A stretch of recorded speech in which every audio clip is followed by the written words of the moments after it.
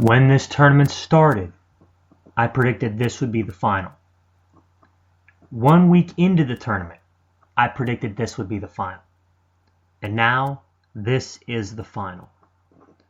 James Chesnerick live here on Spreaker Web Radio with another podcast of Real Steel Sports. Roger Federer, Novak Djokovic. Who you got? In the men's final at Wimbledon, coming up Sunday, this 6th, 9 a.m. It's going to be a doozy, and I'm looking forward to it. You don't really get matchups like this anymore. This is one of the most excited feelings I've had about a tennis match in a long time.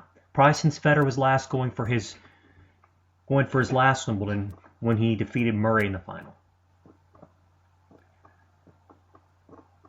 But this match is going to be a whole different animal. Starting off looking at Federer and the way that he's played so far in this tournament.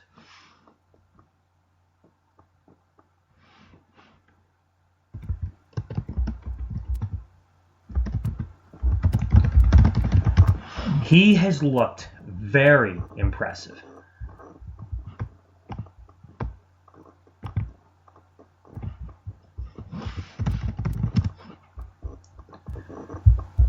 Starting off again, Lorenzi 1-1-3, Mueller 3-5-3, Giraldo 3-1-3, Robredo 1-4-4, just obliterated his first 4 opponents. Then Wawrinka in the quarters gave him a really tough match through the first 2 sets, and probably about a quarter of the next one. And then Federer was able to kind of take control. Raonic in the semifinals, Federer just kept playing some good defense, hit some timely winners, and actually outserved the Canadian, not in terms of aces, but in terms of efficiency. And that has placed him in the final against Djokovic. Roger Federer has played the best at Wimbledon this year. I think he's playing better than he did in 2012. I think he's playing better than he did the year he won it last before that in 2009.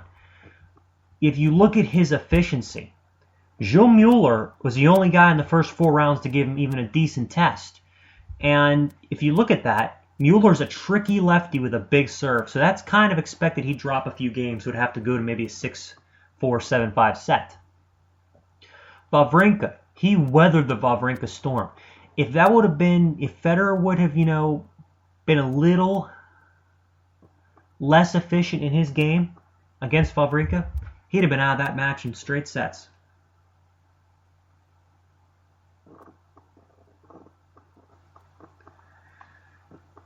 Also looking back on it, the win over Raonic, which I actually just watched most of the match. I was at work today, so I was unable to catch the match. It was over by the time I was out of work. Federer proved in that match why he's, in my opinion, the greatest player to ever play on grass, and in my opinion, the greatest player to ever play in the history of the game. He moves so well on all 4 surfaces. Slow hard court, fast hard court, grass, and clay. It's ridiculous. Now, you can probably make a good argument that Djokovic and Murray move better on hard court. You could make a very clear argument that Nadal moves better on clay. But honestly, do they move on grass anywhere near as well as Federer does? No. I've been watching the man play on grass since 2002 to 2001, 2003, that range. I've seen the match where he beat Sampras several times over. What makes Federer so impressive on grass is while other players are slipping and sliding, he keeps his footing. He stays, in terms of his footwork, he stays laser-like sharp. He just knows how to play this game on this surface. He was born to play on this surface. His forehand is perfectly suited for the grass. His backhand, his serve, everything about Roger's game is suited to the grass. 7 Wimbledon titles, 8 final appearances, going for his 8th title and 9 appearances in the final. You cannot say more than I just did about what he's done.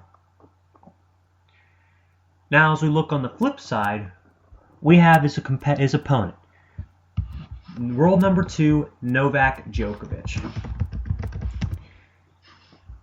if my math is correct, then with a win on Sunday, Djokovic will reclaim the title of number 1 in the world.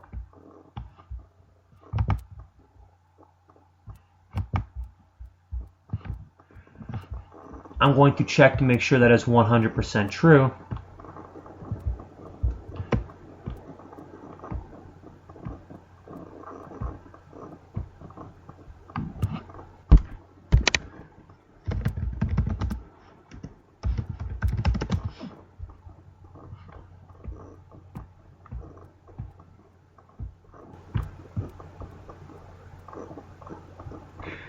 But anyways, his road to this final has been a little more egregious than Federer's has been. Destruction of Golubev in the first round, and then Radek Stepanek took the third set from him and very nearly pushed it to a fifth in the second round, the tricky Czech. 2 routine wins over Frenchmen, Simone and Tsonga, a 5-setter over Cilic, and a 4-set win today over Grigor Dimitrov. I watched a lot of the match with Dimitrov, and I've come to the conclusion that Djokovic, his serve, is not the same serve it was 2-3 years ago. It is so much better. Like, in the first set, it took him like 5 games before he actually missed a serve. He was just on the mark, on point, perfect.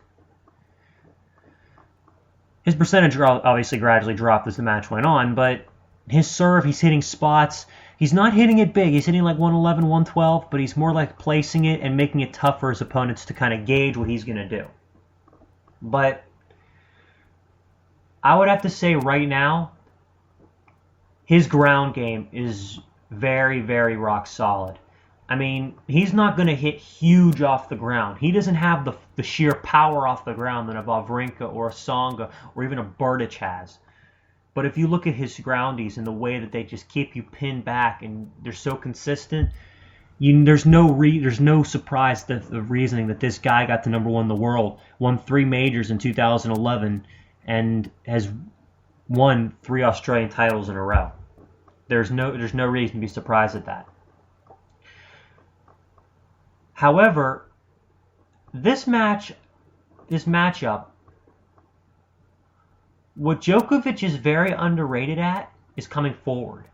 And the fact that he's got really deft touch of the net. He hit some very, very crisp volleys his last few matches. He had to against Cilic and Dimitrov, who were playing him pretty tough from the baseline. So he changed his game a little bit and came in, and he really, really proved why he's one of the best all-around players in the game. It's kind of funny because you look at his resume at Wimbledon since 2000, since really, he kind of got his footing on grass. Quarterfinals 2009, semis in 2010, winning 2011, semis in 2012, and getting to the final, losing to Murray last year. The guy's had some very consistent results on grass for good reason. Rock solid groundies, an improved serve, and a much better net game than he used to have. Now, when we break this match down and really look at it, basically this is what we're left at. We're left with the greatest grass court player of all time going against a guy who right now is the best all-around, complete, total player in terms of consistency and power and movement in the men's game. The grass may be the ultimate neutralizer. It may not be. We don't really know. We won't know until the final on Sunday. But I believe that in this matchup, let's break it down shot by shot. Let's start out with the serve. On grass, Djokovic's serve gets a little bit of a speed boost and it's able to stay low and slide through the court. But on this surface, Federer's serve takes a step up from the other ones because he doesn't really need the kicker like a lot of good servers do. He works his serve out wide, up the tee, into the body, and he's really good in the first serve at bringing the heat. He's hitting 120, 125 consistent in this tournament. And when he wants to get a good serve in and get ahead in the point, just pops a 114 right in the corner. The forehand, I would have to say, is an advantage to Federer because the bigger racket size has allowed his forehand to be less inconsistent. And Djokovic this tournament has played well off the forehand, but Federer's winners total is very, very high. And the fact that in the center of the court, Federer's forehand is the best in the history of the game at putting shots away. Backhand, it's a very, very slight edge to Djokovic. This surface gives it a boost because Federer seems to play better off the backhand on this surface because of how it stays low. But Djokovic's backhand is ultimately more consistent, although it's been kind of shaky this tournament. Regardless, I think Djokovic has an edge. But don't discount Federer's slice. That's going to be a huge impact on how the final goes. Coming forward, Federer has a clear edge here. Although Djokovic's net game has improved, other than Nadal, there's really nobody in the men's tour that has a really good net game besides Federer. Federer has the clear advantage here, is really consistent net numbers, and the fact that you look at the last 2 years against some of the best net players in the game, against the best passing shot players in the game, guys like Murray, even guys like Berdych who hit really good passing shots, and Stan Wawrinka. He's come through with such great percentages and great statistics that it's no surprise the guy's winning as much as a net as he has been. The movement around the court, if this was any other surface, I'd pick Djokovic, but Federer is the clear edge here because Djokovic in the match against Cilic, in the match against Dimitrov today, spent a lot of time trying to recover because he kept slipping. He is not the kind of player, Djokovic, that really was designed to move on grass. He can move on it, and he can go from side to side, front and back as good as anybody. And he's probably one of the best top 3-4 movers in the game on grass, but Federer's grass court movement is so much better than everybody else. And compared to last year on grass, Federer, again, the back doesn't look like it's an issue. He's moving so much better. His defense is good, and he's been able to get himself offensively in position so much better than Djokovic has. Clear edge here. And the intangibles, Djokovic has the higher ranking, the youth, and ultimately the consistency factor in his favor. But Federer, the 7-time champion, the fact that he is fresh, went through the draw effectively, and played some very tough opponents, I think gives Federer a big intangible edge. If you look at the guys that they played, Djokovic has played a bunch of guys who fall in the line. They were either pushers or attackers. He didn't really play anybody like Federer who can do everything. Let's put it this way. Dimitrov is about as close as anybody anybody is to Federer in terms of the style of play. But looking at it from a analytical standpoint, Dimitrov isn't even close to Fed. You look at his serve and his forehand aren't near as consistent, and his backhand does not have near the depth or the spin that Fed's does.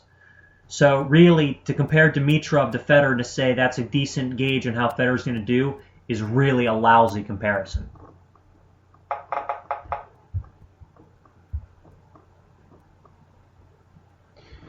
Anyways, if you look at Djokovic's path, again, Cilic is a big serving, big hitting Croat, very inconsistent from the ground, isn't a great mover. Dimitrov, again, is a decent mover. He's not a really great mover. Tsonga, not a great mover. And Simone, again, not so adept on this surface and doesn't have the pace. Look at Federer. Look at the guys he's played. He's played against Mueller, big serving Luxembourgian. And then you look at the match against Wawrinka and Raonic. Two bigger servers than Djokovic. And you look at Wawrinka and Raonic in another aspect. They're groundies. Raunic's are pretty good, and Federer ate them up. Wawrinka's are very good, and Federer weathered the storm. And I know for a fact this is not even a debate. Wawrinka is averaging about 10 to 11 mphs faster on his groundies per groundie than Djokovic does. Hits it bigger, hits it harder, and Federer's not going to be thrown off by Djokovic's pace. If anything's going to get to Djokovic, it might be the movement, to get to Federer, the movement that Djokovic has. But at the same time, let's not forget, Federer's played Djokovic enough to know how he plays, and he's also known how Djokovic has played against him because, again, they played at Wimbledon a few years ago. Federer winning in 4 sets in the semis on the way to winning the title. All in all, though, the one edge I will say that Djokovic does have is his youth if the match goes the distance. Because